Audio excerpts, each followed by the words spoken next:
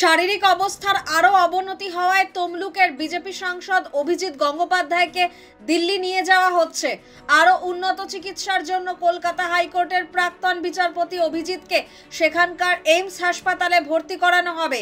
অভিজিতের যা শারীরিক পরিস্থিতি তাতে এইমসে ভর্তি করা হলে তিনি আরও উন্নত চিকিৎসা পরিষেবা পাবেন বলে মনে করছে দলের কেন্দ্রীয় নেতৃত্ব। বৃহস্পতিবার সকাল থেকেই শোনা গিয়েছিল যে অভিজিৎকে এয়ার অ্যাম্বুলেন্সে দিল্লি উড়িয়ে নিয়ে যাওয়া হবে।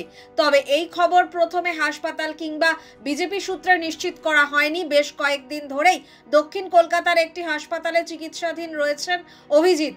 বিকেল 4টে নাগাদ তাকে ওই হাসপাতাল থেকে বার করে অ্যাম্বুলেন্সে তোলা হয়। গ্রিন করিডোর করে অভিজিৎকে নিয়ে যাওয়া হচ্ছে দমদম বিমানবন্দরে।